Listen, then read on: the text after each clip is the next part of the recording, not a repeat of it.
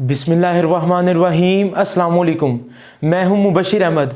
तो स्टूडेंट्स, आज हम first year chapter number 4 work and energy उस चैप्टर के हम न्यूमेरिकल करेंगे। तो आप अपनी बुक्स अपने सामने रख लें ताकि स्टेटमेंट आप पढ़ सकें और दस्ते और कैलकुलेटर आप निकाल लें। तो आइए हम चैप्टर 4 का पहला न्यूमेरिकल करते हैं 4.1। तो जी, a man pushes the lawn mower. Lawn mower कहते हैं घास काटने वाली मशीन, जिसे घास नहीं काटते मशीन से। एक आदमी घास काटने वाली मशीन को धकेल रहा है with the force of 40 newton. तो गिवन डेटा हम लिखेंगे जी, F equal to 40 newton, 40 newton की फोर्स है। And it is directed at an angle of 20 degree. और थीटा कितना है?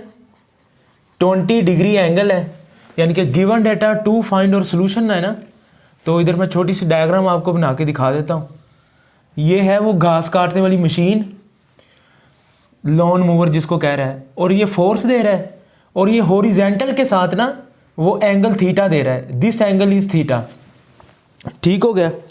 Find the work done by the man as he cuts a strip of grass. कहता उस आदमी ने जो वर्क डन किया वो निकालें। अगर वो स्ट्रिप ऑफ ग्रास कितनी काटे, तो डिस्टेंस दिया हुआ जी उसने 20 मीटर। तो find the work done, W equal to question mark. तो गिवन डेटा टू फाइंड और सोल्यूशन। तो जी बच्चे, वर्क निकालना है, सिंपल फार्मूला है W equal to F dot D। ठीक है, डॉट प्रोडक्ट खत्म करेंगे तो कॉस थीटा आ जाएगा, FD कॉस थीटा। अब F कितना हमारे पास 40। ठीक है, डिस्प्लेसमेंट कितना है जी 20, जितनी उसने घास काटी है। और कॉस थीटा कितना है 20 डिग्री। ठीक है, कॉस 20 डिग्री हम निकाल लेते हैं। कॉस 20 डिग्री ये आ जाएगा जी 0.9396। 40 मल्टीप्लाई बाय 20 800 आ जाएगा।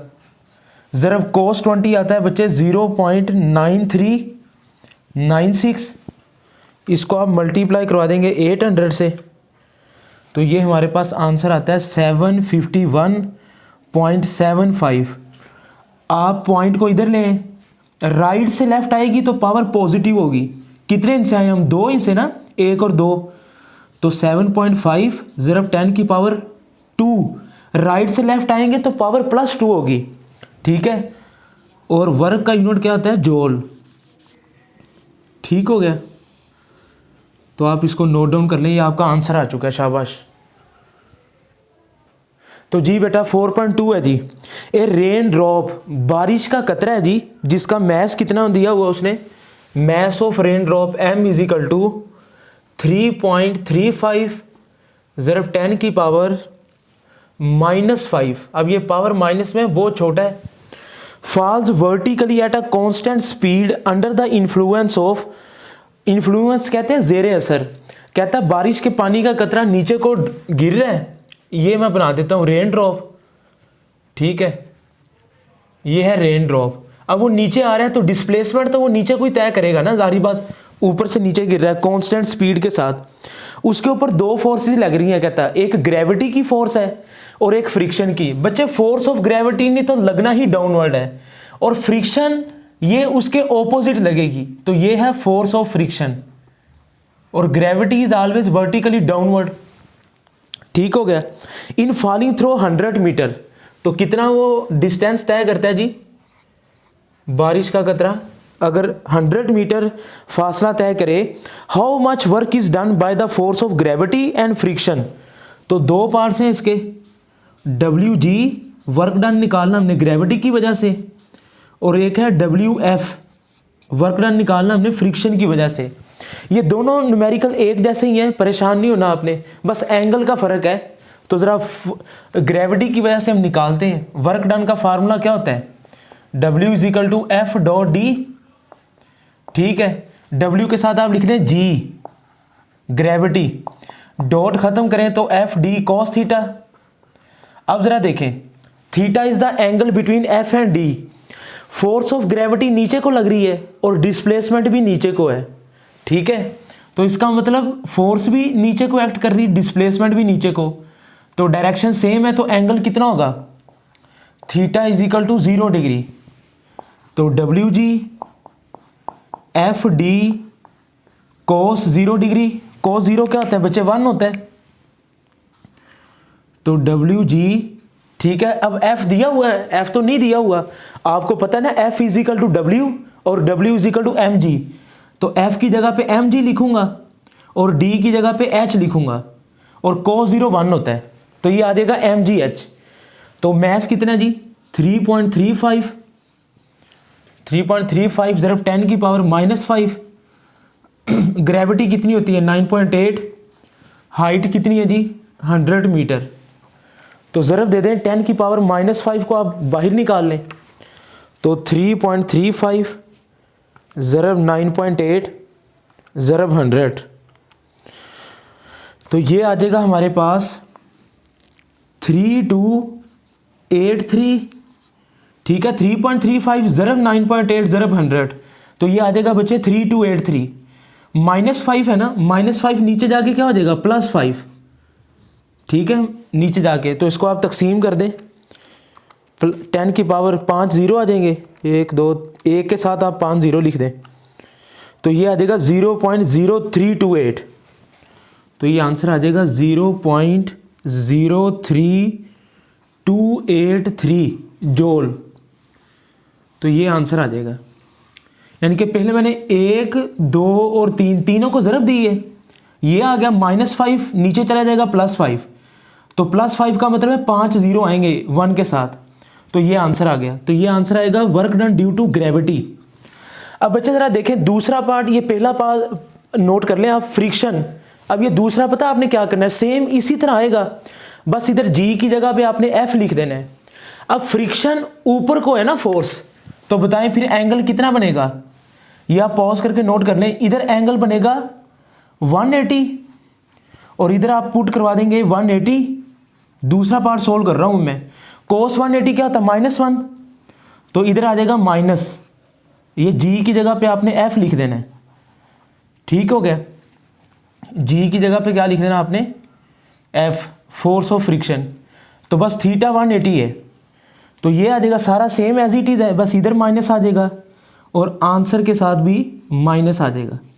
तो पहले और दूसरे पार्ट का आंसर बिल्कुल सेम है जी, बस प्लस माइनस का फ़र्क है और वो एंगल की वजह से है, ठीक है। तो ये आप लोग नोट कर लें, शाबाश, इसको पॉज करके नोट कर लें आप। तो जी बेटा 4.3 देखें जी, 10 ब्रिक्स, यानी कि ब्रिक्स कहते हैं ईंटों को, तो नंबर ऑफ ब्रिक्स कितनी है जी 10, n इज इक्वल टू 10 आ जाएगा। ईच 6 सेंटीमीटर थिक, हर ईंट 6 सेंटीमीटर मोटी है, थिक कहते हैं मोटी को, तो ये उसकी हाइट आ जाएगी, थिकनेस को हम हाइट लेंगे 6 सेंटीमीटर, सेंटीमीटर को मीटर में कन्वर्ट करने के लिए 100 से डिवाइड करेंगे, तो ये आ जाएगा 0.06 मीटर हाइट आ गई, यानी कि उसकी थिकनेस आ गई। और हर ईंट का मैस कितना जी, यानी कि कितनी भारी है वो 1.5 kg, 1.5 किलो की है जी। लाई फ्लैट ऑन अ टेबल, 10 ईंटें ना एक टेबल के ऊपर पड़ी हुई हैं। How much work is required to stack them on the top of one another, कितना वर्क आपको करना पड़ेगा एक ईंट को दूसरी के ऊपर, स्टैक कहते हैं एक के ऊपर दूसरी, दूसरी के ऊपर तीसरी, तीसरी के ऊपर चौथी। तो अगर आपको 10 ईंटें रखनी पड़े तो आपको कितना वर्क डन करना पड़ेगा, तो ये W is equal to question mark, ठीक है। गिवन डेटा टू फाइंड और सोल्यूशन आ जाएगा, कैलकुलेशन भी आप लिख सकते हैं।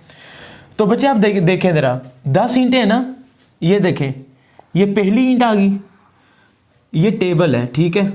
अब पहली ईंट के लिए तो आपको कोई वर्क नहीं करना पड़ेगा, क्यों, क्योंकि पहली तो एज इट इज उधर ही पड़ी है ना, तो work done of first brick is equal to 0, पहली तो पहले ही पड़ी हुई है। आप दूसरी ईंट को उठा के इसके ऊपर रखेंगे, तो जब आप दूसरी ईंट को उठाएंगे, अब ये दूसरी है ना, दूसरी के नीचे कितनी है, दूसरी के नीचे 1 है, तो दूसरी को रखने के लिए इतना वर्क करना पड़ेगा 1 mgh, तो W2 is equal to mgh। अब जब तीसरी ईंट रखेंगे, तीसरी ईंट, तीसरी के नीचे कितनी है 2, तो ये तीसरी ईंट को रखने के लिए 2 mgh का वर्क है, तो W3 is equal to 3 mgh। अब ये इसी तरह 10 ईंटें आती जाएंगी, ठीक है। तो अब आप लिख लें, समझ आ गई है। बस एक नंबर कम होता जाना इधर, ठीक है। इधर आएगा 2 mgh, क्योंकि ईंट तीसरी है ना, तीसरी के नीचे 2 हैं, तो चौथी ईंट को रखने के लिए 3 mgh। तो इसी तरह आ जाएगा W5, 6, W7, W8, W9 और W10। तो ये टोटल 10 ईंटों का वर्क डन है। अब 5 के नीचे कितनी होगी, 4, तो 4 mgh, 5 mgh, 6 mgh, 7 mgh, 8 mgh और 9 mgh। अब आपने क्या करना है, टोटल वर्क निकालना है। तो आपने लिखना है W is equal to W1, W2, W3। तो ये सारे वर्क डन आप टोटल करेंगे। अब ये लाइन आपने खुद लिख देनी है, मैं टू दी पॉइंट आपको बता देता हूँ। तो ये W is equal to W1, W2, W3 करेंगे तो ये 0 mgh, 2 mgh, mgh कॉमन आ जाएगा।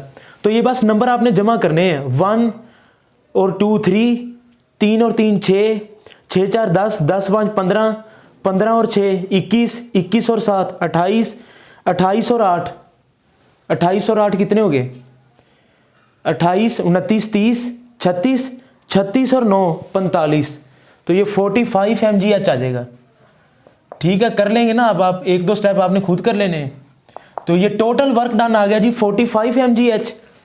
तो 45 मैस कितना है एक ईंट का, 1.5, जी की वैल्यू 9.8, एच कितना है, हाइट कितनी है 0.06।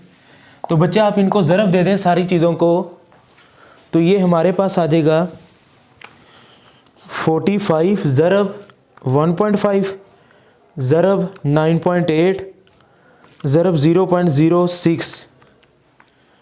तो ये आ जाएगा 39.69। तो जब आप इसको राउंड ऑफ करेंगे तो ये तकरीबन 40 जूल आ जाएगा। तो 10 ईंटों को एक दूसरे के ऊपर रखने के लिए 40 जूल का वर्क करना पड़ता है। अच्छा, ये एमडी कैट में ना हम बच्चों को ट्रिक भी बताते हैं। तो ये न्यूमेरिकल तो सोल्व हो गया, साथ ही एमडी कैट की ट्रिक भी सुन लें। जब आप बोर्ड के पेपरों में करेंगे तो फिर तो आपको ये पूरा स्टेप फॉलो करना पड़ेगा, लेकिन एमडी कैट में तो सिर्फ एमसीक्यूज ही आने हैं ना। तो 10 ईंटें हो, 15 हो, 20 हो। तो बच्चे शॉर्टकट ट्रिक ये है, W is equal to N into N-1 over 2 into mgh। तो ये फार्मूला आपने याद कर लेना है, ठीक है। N का मतलब है ब्रिक्स, नंबर ऑफ ब्रिक्स। इधर कितनी है, 10 है ना, तो ये 10 है। तो आप करके देख लें, 10 इंटू 10-1 ओवर 2 mgh तो साथ में आना ही आना है। तो 10-1 कितना होता है, 9 मल्टीप्लाई बाय 10 90, 90 ओवर 2 45। तो ये 45 mgh है। देखे ना, ईंटों की तादाद वो बढ़ा भी सकता, कम भी कर सकता है। तो n का मतलब है नंबर ऑफ ब्रिक्स। अगर 20 ईंटें हो तो 20 आ जाएगा इधर, 20 इंटू 20-1। तो ये आपके पास शॉर्टकट ट्रिक से 45 mgh देखें हमारा उतना ही आया था ना। तो बस mgh की वैल्यू वो देगा, वो पुट कर देंगे, आंसर आ जाएगा। तो ये है बेटा वो न्यूमेरिकल 4.3, आप इसको पॉज करके नोट कर लें। तो जी बेटा 4.4 देखें जी, एक कार ऑफ मैस 800 किलोग्राम। एक कार है जिसका मैस कितना है जी, 800 किलोग्राम, ठीक हो गया। और वो ट्रैवल कर रही है 54 किलोमीटर पर आवर। कार की स्पीड दे रहा है वो 54 किलोमीटर पर आवर, ठीक हो गया। किलोमीटर को मीटर में कन्वर्ट करने के लिए 1000 से मल्टीप्लाई करेंगे। आवर में 1 घंटे में 60 मिनट, 1 मिनट में 60 सेकंड, 3600 जिसको हम कहते हैं, 60 मल्टीप्लाई बाय 60। तो किलोमीटर से हम मीटर में चले गए और आवर से हम सेकंड में चले गए। तो बच्चे ये आपके पास कितना आ जाएगा, 54,000 डिवाइडेड बाय 3600। ये आपके पास आ जाएगा जी 54,000 डिवाइडेड बाय 3600। तो ये आ जाएगा आपके पास 15 आ जाएगा। तो 15 मीटर पर सेकंड ये आ गई कार की स्पीड। अच्छा जी, next is brought to rest, यानी कि चलते चलते वो फिर रुक जाती है। तो इसको मैं कह देता हूँ इनिशियल स्पीड VI और ये जब रुक जाती है तो VF 0 हो जाएगा क्योंकि अब कार रुक गई है। अच्छा, कितना फासला तय किया फिर उसने रुकने से पहले? 60 मीटर। तो D is equal to 60 metre, 60 metre का फासला। Find the average retarding force. तो 2 फाइंड में हम लिखेंगे F is equal to question mark. अच्छा बच्चे देखिए, अभी हमने आंसर नहीं निकाला, लेकिन फर्स्ट पार्ट का जो भी आंसर होगा ना वो नेगेटिव में होगा, क्योंकि रिटार्डिंग का मतलब होता है कमी। रिटार्डिंग फोर्स निकालें। And what has happen to original kinetic energy, तो उसकी काइनेटिक एनर्जी के साथ क्या होगा, यानी कि काइनेटिक एनर्जी कहाँ जाएगी। तो बच्चे चैप्टर नंबर 4 में आपने वर्क एनर्जी प्रिंसिपल पढ़ा था। तो गिवन डेटा टू फाइंड और सोल्यूशन। वर्क एनर्जी प्रिंसिपल क्या होता है? W is equal to change in kinetic energy, W is equal to FD, और काइनेटिक एनर्जी का फार्मूला 1/2mv²। तो final kinetic energy minus initial kinetic energy. ठीक है, अब जरा देखिए आप, VF 0 है ना, ये मैंने टिक लगाए हुए हैं, जो जो वैल्यूज हमने पुट करवानी है।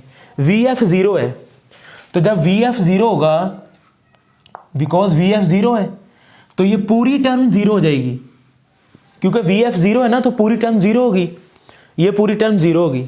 तो बाकी क्या बच गया? FD इज इक्वल टू ये 0, तो 0 माइनस, इसको मैं लिख सकता हूं mvi² ओवर 2। अब F निकालना, D मल्टीप्लाई और नीचे जाके डिवाइड हो जाएगा, तो F is equal to minus mvi² over 2D, D multiply और नीचे जाके डिवाइड हो जाएगा। तो अब ये आ गया हमारे पास फाइनल इक्वेशन। अब इसके अंदर वैल्यूज पुट करवाएंगे तो आपके पास आंसर आ जाएगा। तो F is equal to minus कितना है जी, कार का मैस 800,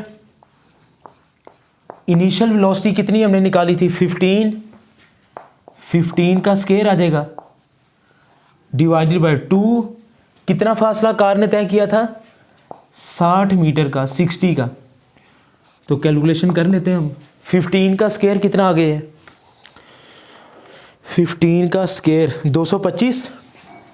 तो आप लिखेंगे 800 मल्टीप्लाई बाय 225 डिवाइडेड बाय 2 × 60 120। तो 15 का स्क्वायर 225 आ गया, 225 मल्टीप्लाई बाय 800, तो ये आ जाएगा हमारे पास 1,80,000। तो बच्चे F is equal to minus sign भी आएगा साथ में, ठीक है। तो 225 मल्टीप्लाई बाय 800, ये हमारे पास आता है 1,80,000 डिवाइडेड बाय 120, तो ये 1500 आ जाएगा। ये कैलकुलेशन आप लोग किया करें, इसके नंबर होते हैं पेपर में। तो -1500 बचे आपका आंसर आ जाएगा। देखा नेगेटिव साइन क्या बता रहा है? नेगेटिव साइन आपने नीचे लिख देना है, negative sign shows that force is decreasing the speed of car, यानी कि आहिस्ता आहिस्ता कार की स्पीड कम हो रही है, वेलोसिटी कम हो रही है। देखे ना, 15 से कम होते होते वो 0 होगी। तो दूसरा पार्ट क्या था? What happen to original kinetic energy. आपने एक लाइन लिख देनी नीचे, as the velocity is decreasing. जब वेलोसिटी कम होगी तो इट मीन काइनेटिक एनर्जी भी कम होगी ड्यू टू फ्रिक्शन। जो सड़क का ना, सड़क, तो रोड और गाड़ी के टायरों के दरमियान फ्रिक्शन की वजह से वेलोसिटी कम होते होते उसकी काइनेटिक एनर्जी भी कम होते होते 0 हो जाएगी। तो सेकंड पार्ट के अंदर आपने ये लिख लेना है, आप इसको पॉज करके नोट कर लें। तो जी बेटा 4.5 देखें जी, ए 1000 किलोग्राम ऑटोमोबाइल मतलब कार। तो इसकी मैं डायग्राम बना के आपको समझाता हूँ। ये एक पहाड़ी है हमारे पास, ठीक है, ये एक पहाड़ी है, ठीक है। तो 1000 ऑटोमोबाइल का मतलब है एक गाड़ी है, तो ये मैं कार बना देता हूँ, दिस इज ऑटोमोबाइल। ये डायग्राम न्यूमेरिकल में बनाते नहीं है, अलबत्ता सिर्फ आपको समझाने के लिए। तो जी 1000 किलोग्राम, कार का मैस कितना जी? 1000 kilogram. Automobile at the top of incline 10 metre high. Incline कहते हैं ये जो चोटी मैंने आपके सामने बनाई है, तो ये कितनी ऊंची है जी? 10 मीटर। तो ये इसकी हाइट आ गई 10 मीटर, ये ऊंची है। तो h is equal to 10 metre, ठीक है। अच्छा, एंड 100 मीटर लॉन्ग, यानी कि 10 मीटर ये पहाड़ी ऊंची है और 100 मीटर लॉन्ग का मतलब है ये वाली, तो ये आ जाएगा D is equal to 100 metre. इसको इस जगह पे एस भी लिख सकते हैं आप। तो ये 100 मीटर लॉन्ग है जी, यानी कि जब वो पहाड़ी से आहिस्ता आहिस्ता नीचे आ रही है car. And rolls down the hill कहते हैं पहाड़ी को, तो वो आहिस्ता आहिस्ता कार नीचे आ रही है। What is its speed at the bottom of incline, यानी कि कहता है जब वो ये गाड़ी चलते चलते इस जगह पे पहुंच जाएगी, इस जगह पे आ जाएगी गाड़ी, ये आपकी गाड़ी जब इस जगह पे आ जाएगी तो इस जगह पे इसकी स्पीड निकालो कितनी होगी। यानी कि given data to find what happens to what is the speed at the bottom, bottom कहते हैं नीचे को, जब ये इधर पहुंच जाएगी स्पीड निकालनी है। If the average retarding force due to friction, अब इसकी टायर और ये पहाड़ी के दरमियान रगड़ भी होगी, तो फोर्स ऑफ फ्रिक्शन कितनी दी हुई है जी 480 न्यूटन। तो उसको मैं स्मॉल एफ लिख लेता हूँ, तो इसका एक ही पार्ट है, ठीक है, स्पीड निकालनी है। तो जी बच्चे जरा देखें क्या लग रहा है इधर, law of conservation of energy apply होगा। चैप्टर 4 में हमने टॉपिक पढ़ा था इंटर कन्वर्जन। तो ये देखें जब ये गाड़ी इस जगह पे है तो इसके पास पोटेंशियल एनर्जी है, जब ये आहिस्ता आहिस्ता नीचे आएगी तो पोटेंशियल एनर्जी कम होती जाएगी, काइनेटिक एनर्जी बढ़ती जाएगी। तो कौन सा फार्मूला लगेगा, loss in potential energy, potential energy कम हो रही है और आपको पता है जब एक एनर्जी कम हो तो दूसरी एनर्जी बढ़ती है, काइनेटिक एनर्जी में इजाफा हो रहा है, plus work done against friction, friction भी तो है कि नहीं, वर्क डन अगेंस्ट फ्रिक्शन भी है जी हमारे, ठीक है। तो बच्चे लगा दें फिर, पोटेंशियल एनर्जी का फार्मूला क्या होता है mgh, काइनेटिक एनर्जी का formula half mv² plus work w is equal to F D.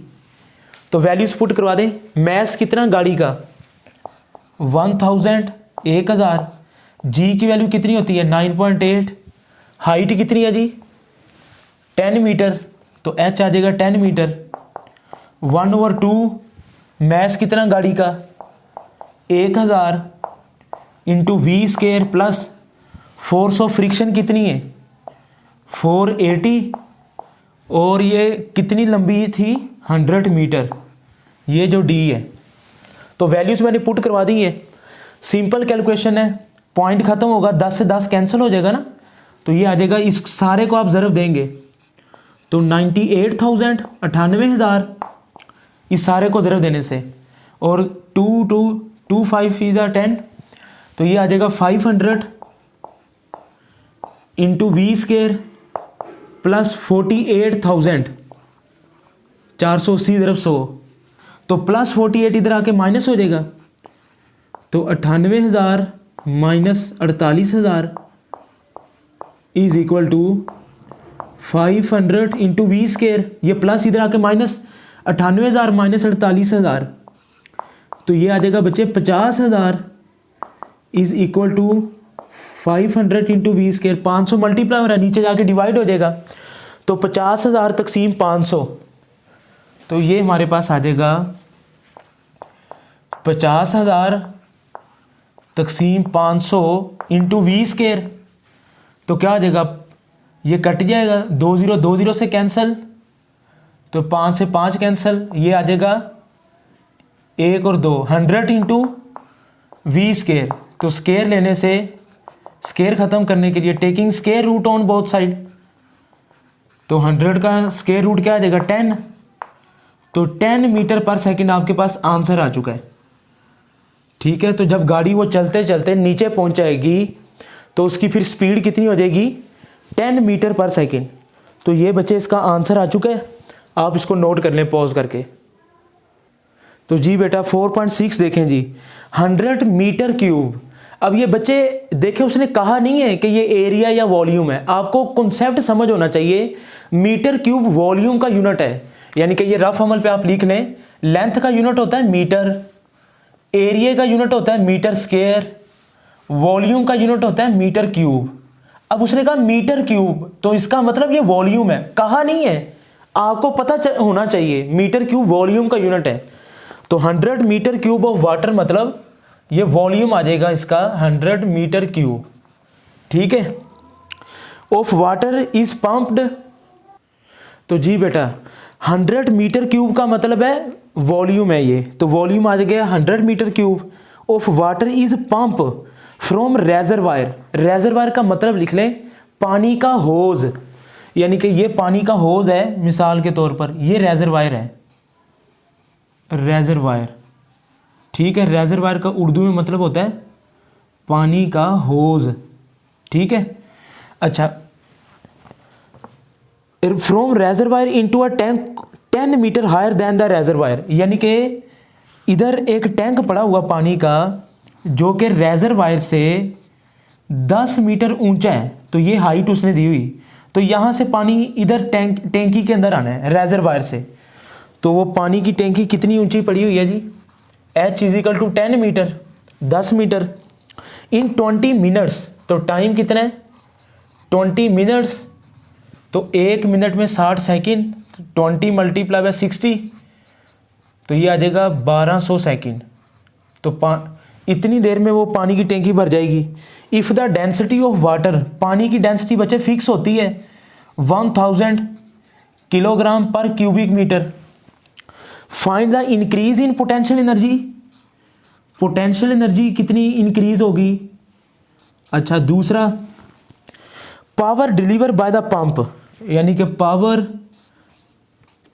Power निकालनी है पंप की, तो जाहिर बात है अगर ये रेजरवायर पानी का होद है, इधर से पानी टैंकी में जा रहा है, तो इधर पानी के इधर रेजरवायर में भी तो कहीं से पानी आएगा ना, वो आएगा ज़मीन से, उस पंप लगे होते जो घरों में, तो पंप ज़मीन से उठा के पानी किधर फेंक रहा है रेजरवायर में, तो रेजरवायर से जा रहा है पानी की टैंकी में, तो वो पंप की पावर निकालनी है।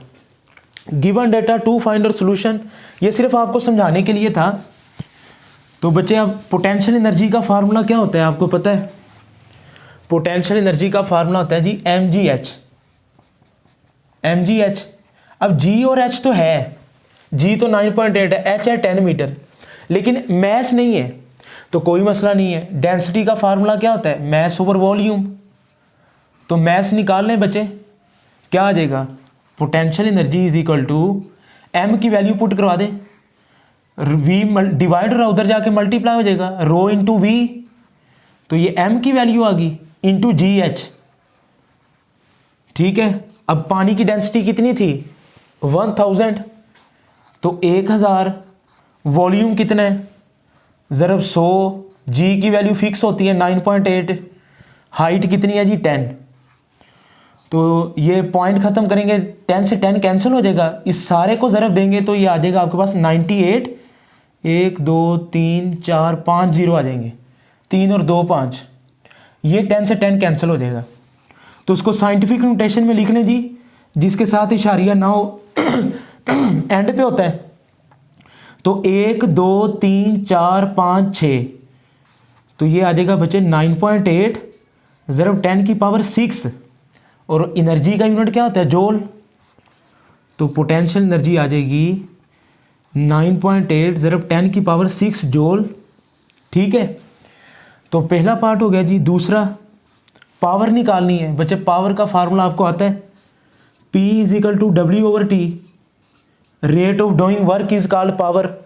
अब ये जो वर्क है ना, ability to do work is called energy. अब ये जो वर्क है इसी को मैं कहूँगा potential energy over T. Potential energy कितनी निकाली अभी हमने 9.8 ज़रब 10 की पावर 6 ओवर टाइम कितना आया 1200, ठीक हो गया। तो ये आपके पास आंसर आ जाएगा। आप 9.8 डिवाइडेड बाय 1200, तो ये बच्चे आ जाएगा हमारे पास 8.16, तो ये आ जाएगा हमारे पास 8.1666। आगे ज़रब 10 की पावर -3 भी आता है, -3, यानी कि 9.8 डिवाइडेड बाय 1200 करने से ये आंसर आता है। अब हमारे पास 10 की पावर 6 भी था, ठीक है, तो 8.16 को मैं राउंड ऑफ करके 8.2 लिख सकता हूँ, जिनकी बेस सेम हो, पावर ऐड हो जाएंगी, -3 + 6 + 3। तो ये हमारे पास आंसर आ जाएगा। इसके बाद आप लिखेंगे P = 8.2, इसको राउंड ऑफ करके 8.2, तो ये आ जाएगा 10⁻3। 10⁻3 को क्या हम क्या कहते हैं, किलो, और पावर का यूनिट क्या होता है, वाट। तो पंप की पावर आ जाएगी जी 8.2 किलोवाट। तो ये आंसर आ गया जी आपके पास, इसको नोट करने पॉज करके। तो जी बेटा 4.7 देखें जी, a force of 400 newton, force है जी, थर्स्ट को भी फोर्स ही कहते हैं, तो 400 न्यूटन की फोर्स है बच्चे, is required to overcome, overcome कहते हैं काबू पाना, रोड फ्रिक्शन। जब एक गाड़ी सड़क पे चल रही है तो गाड़ी के टायर और सड़क के दरमियान फ्रिक्शन भी है, और जाहिर बात हवा भी चल रही है, तो रोड फ्रिक्शन और एयर फ्रिक्शन को काबू पाने के लिए इन प्रोपेलिंग, प्रोपेलिंग मतलब धकेलना, एन ऑटोमोबाइल किसी कार को, तो वो कितनी है जी उसकी स्पीड, V = 80 km/h। सही है। तो बच्चे किलोमीटर को मीटर में कन्वर्ट करने के लिए 1000 से मल्टीप्लाई, क्योंकि 1 किलोमीटर में 1000 मीटर है, और 1 घंटे में 60 मिनट और 1 मिनट में 60 सेकंड। तो ये किलोमीटर से मीटर में, आवर से सेकंड में, तो 80,000 × 3600, तो ये आपके पास आ जाएगा 22.22। तो ये गाड़ी की स्पीड आ जाएगी मीटर पर सेकंड में। तो ये फोर्स आ गई और ये स्पीड आ गई। वाट पावर, पावर आपने निकालनी है, लेकिन शर्त यह है कि आंसर आपका किलोवाट में ही आना चाहिए, ठीक है। Must be engine develop, engine की पावर निकालनी है, तो पावर का फार्मूला एक तो होता है ना W/T, लेकिन इधर एक हम दूसरा फार्मूला भी पावर का हमने पढ़ा हुआ है, P = F.V, force, the dot product of force and velocity, ठीक है। डॉट खत्म करेंगे तो cos θ आ जाएगा। अब बच्चे जिधर को गाड़ी चल रही है और इंजन भी फोर्स उसी तरफ लगा रहा है, तो फोर्स और वेलोसिटी की डायरेक्शन सेम है, तो जब डायरेक्शन सेम होगी तो θ 0, cos 0 क्या होता है 1, तो P = F.V cos 0, cos 0 1 है, तो ये आ जाएगा आपके पास P = F × V। तो बच्चे F कितना है जी, फोर्स कितनी आई 400 न्यूटन, V कितना है 22.22, तो 400 × 20.22 कितना आ जाएगा जी हमारे पास, 400 × 20.22, तो ये बेटा आ जाएगा हमारे पास टेट्रा 8 आ जाएगा, तो 8888 आ जाएगा। अब उसने कहा था आंसर निकालें किलोवाट में, तो अब जिसके साथ पॉइंट ना हो, एंड पे होता है, तो एंड से पॉइंट को उठा के इधर ले आए, तो 8.88 ज़रब 1 2 3 10⁻³ राउंड ऑफ कर दें जी इसको आप 8.9 भी लिख सकते हैं ना, 8.9 10⁻³ को क्या कहते हैं, किलो, और पावर का यूनिट क्या होता है, वॉट।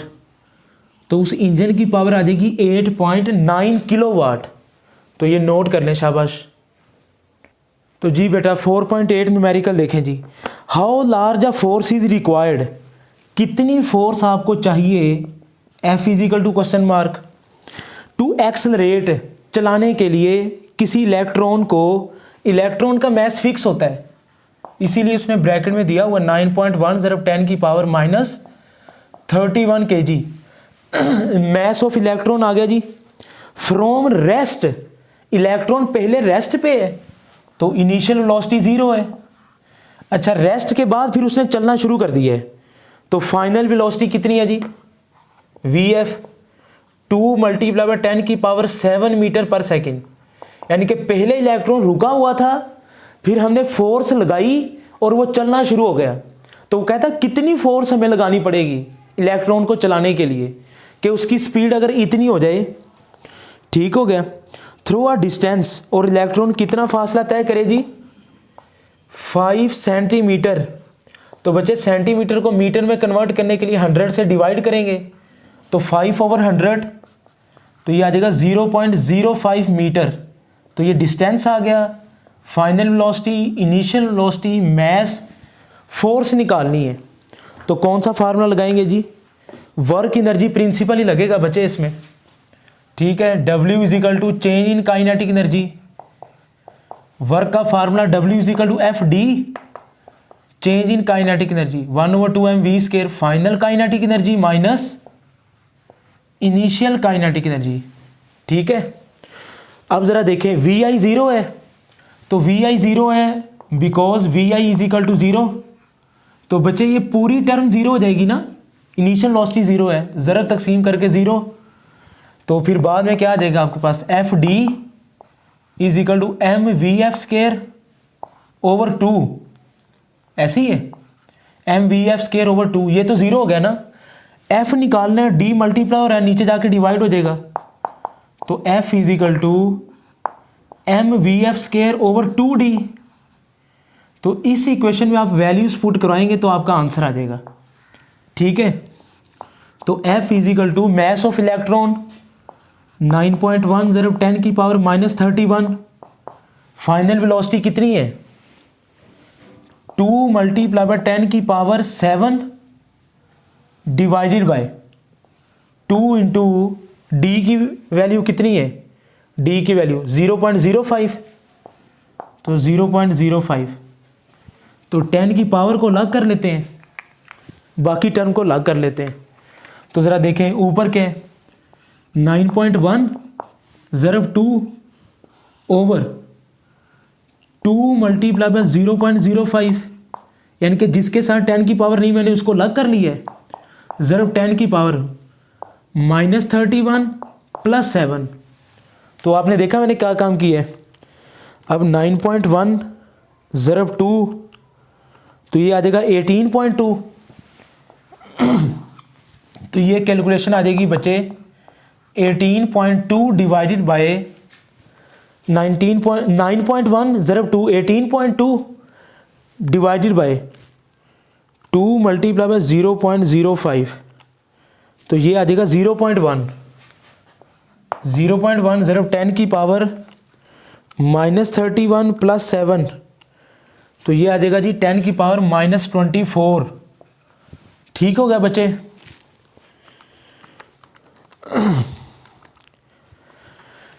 तो जी जनाब अब इसको डिवाइड कर दें, 18.2 डिवाइडेड बाय 0.1, तो ये आ जाएगा 182, f इज इक्वल टू 182 ज़रब 10 की पावर -24।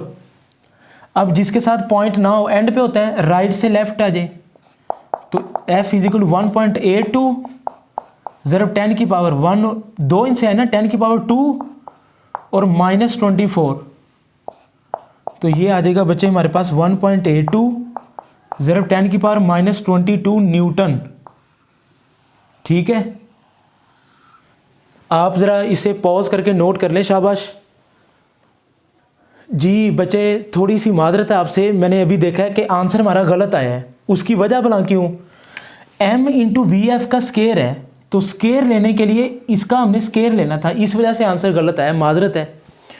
तो ज़रा स्केयर लें, 2 का स्केयर 4 है ना, तो इधर आएगा 4, ठीक है। 10 की पावर 7 का इधर आ जाएगा 14, तो ये जो गलती हुई है इसको हम ठीक कर लेते हैं। अब 9.1 ज़रब 4, 9.1 ज़रब 4, तो ये 36.4 आएगा इधर, ठीक है। बाकी सारा सेम ही है, बस ये स्केयर नहीं लिया हमने, 36.4 आ जाएगा, और -31 प्लस 14, तो ये आ जाएगा -17, इधर पावर आ जाएगी, ठीक है बच्चे। स्केयर नहीं लिया तो गलती हो गई है, चले कुछ नहीं होता। तो 36.4 डिवाइडेड बाय 0.1, तो ये आ जाएगा बच्चे हमारे पास 364 ज़रब 10 की पावर -17। अब पॉइंट को इधर ले आए, तो 3.64 ज़रब 10 की पावर 2 और -17, तो 3.64 ज़रब 10 की पावर -15 न्यूटन, तो ये आंसर आ जाएगा हमारे पास। शाबाश, चले नोट कर लें। बस इधर स्केयर नहीं लिया था, इस वजह से गलती होगी, उसकी मादरत है, बाकी आप नोट कर लें। तो जी बच्चे 4.9 देखें जी, ए डाइवर, डाइवर कहते हैं गोताखोर को। वो जो आपने गेम देखी होगी, जो हमने law of conservation of angular momentum में ये चैप्टर 5 में पढ़ा भी था, ठीक है। चैप्टर 5 के सारे लेक्चर अपलोडेड हैं। तो डाइवर कहते हैं गोताखोर को। तो डाइवर का वेट कितना है जी? 750 न्यूटन, ठीक है। Dives from a board of 10 metre above the surface of pool of water. ये कुछ ऐसे है, ये पूल ऑफ वाटर है, ये वो बोर्ड है, इसके ऊपर एक बंदा खड़ा हुआ है जिसको वो डाइवर कह रहे हैं, ठीक है। ये है पानी की surface, this is pool of water, पानी का तालाब है जी, ठीक है बच्चे। अच्छा 10 मीटर अबव, यानी कि पानी की सरफेस से लेके ये जो बोर्ड है ये कितना ऊंचा है? 10 मीटर। तो इसको मैं कह देता हूँ H1, 10 मीटर आ गया, ठीक हो गया।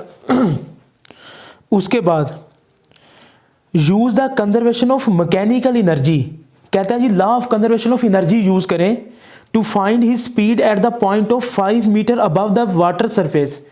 अब टोटल हाइट है 10 मीटर, 5 मीटर पे, मतलब जब वो ये डाइवर घूमता घूमता मिड पॉइंट पे पहुंच जाए ना, यानी कि एक और हाइट दी हुई सेंटर में पहुंच जाए, तो तब उसकी स्पीड निकालनी है।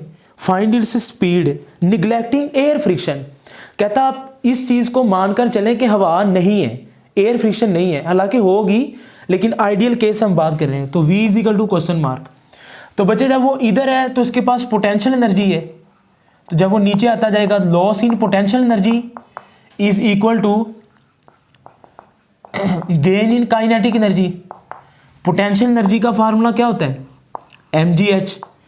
काइनेटिक एनर्जी का 1/2 mv²। अब इधर दो हाइट हैं, तो mgh की जगह पे आप ब्रैकेट में लिखेंगे h1 माइनस h2, तो m से m कैंसल, 2 डिवाइड रहा उधर जाके मल्टीप्लाई, तो 2gh1 minus h2 is equal to v²। Square खत्म करने के लिए स्केयर रूट, ये हम चैप्टर नंबर 6 में ना टोरिसेलीज थ्योरम मैंने आपको पढ़ाया है, आपने अगर लेक्चर्स नहीं सुने तो वो सुन लें, उसका आंसर भी यही आता है टोरिसेली थ्योरम का। तो 2gh1 माइनस h2 होल का under root is equal to v। तो बच्चे वैल्यूज पुट करवा दें जी। 2g की वैल्यू कितनी होती है? 9.8। h1 की कितनी है? 10। h2 5 है, तो 10 माइनस 5 5 ही आ जाएगा। तो 5 मल्टीप्लाई बाय 9.8 ज़रब 2, 5 मल्टीप्लाई बाय 9.8 ज़रब 2, तो ये 98 आ जाएगा बच्चे। तो v इज इक्वल टू 98 का अंडर रूट, तो 98 का अंडर रूट आ जाएगा हमारे पास 9.89। तो उस बंदे की स्पीड जब वो मिड पॉइंट पे पहुंचेगा तो 9.89 को 9.9 लिख लें, क्योंकि आगे भी चल रहा है, तो ये अप्रोक्सीमेटली 10 ही बनती है। तो 9.9 मीटर पर सेकेंड ना, जब वो घूमता घूमता डाइवर इधर सेंटर में पहुंचेगा तो तब उसकी स्पीड इतनी होगी। तो इसको नोट करें जी। तो जी बेटा आखिरी न्यूमेरिकल है जी 4.10। ए child start from rest at the top of a slide. ये पार्कों में स्लाइड लगी होती है, आपने देखी होंगी, यानी कि ये उसकी सीढ़ियाँ सी बनी हुई हैं, ठीक है, ये सीढ़ियाँ और ये स्लाइड है, ये सीढ़ियाँ हैं जहाँ से चढ़ के ऊपर जाता है बच्चा, और ये स्लाइड है, ठीक है।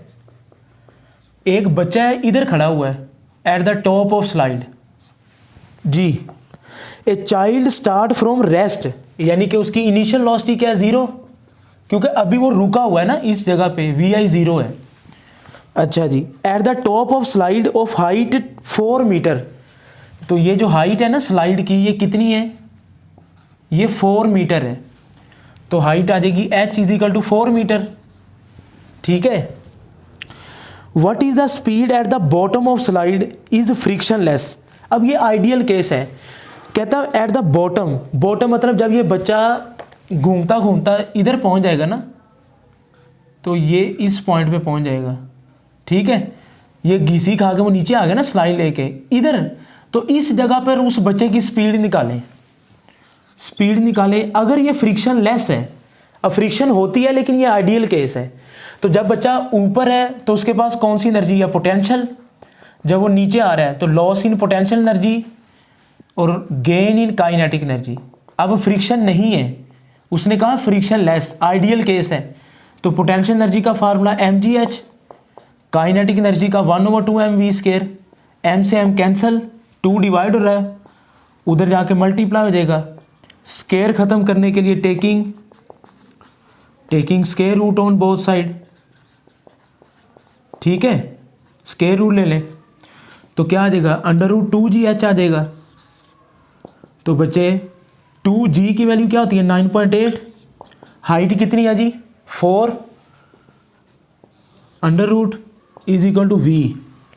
तो इसको मल्टीप्लाई करवा लेते हैं, 2 × 9.8 ज़रा 4, तो ये आ जाएगा 78.4। अब 78.4 का √ ले ले तो ये आ जाएगा जी 8.8। तो बच्चे आंसर क्या आ जाएगा हमारे पास, v = 8.8 मीटर पर सेकेंड। तो अगर ये स्लाइड फ्रिक्शन लेस है, तो जब ये बच्चा स्लाइड लेता लेता इधर पहुंच जाएगा तो इस चाइल्ड की, इस बच्चे की स्पीड होगी 8.8 मीटर पर सेकेंड। ठीक हो गया। अच्छा जी, अब सेकंड पार्ट पढ़ते हैं। If he reaches the bottom with the speed of 6 metre per second. अब जरा देखें, अब वो हमारा आंसर आया 8.8, अब वो कितना कह रहा है 6। ये 8.8 तब आया है जब फ्रिक्शन नहीं है, और जब फ्रिक्शन है तो जाहिर बात उसकी स्पीड कम होगी। अब वो कितनी कह रहा है, तो मैं दूसरा पार्ट इधर लिखता हूँ, गिवन डेटा टू फाइंड में। तो वो जो हमारा आंसर आया ना उसको मैं कह देता हूँ V1, 8.8 आया। तो जो वो दे रहा है स्पीड V2, वो उसको मैं लिख देता हूँ V2, 6 मीटर पर सेकेंड। ठीक हो गया। What percentage of his total energy at the top of slide is lost as the result of friction?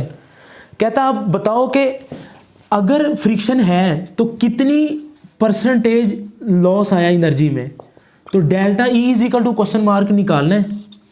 ठीक है, तो आपने देखा कि मैंने 2 फाइंड में ही इसको लिखा, इधर इसलिए नहीं लिखा ताकि आप कंफ्यूज ना हो जाए।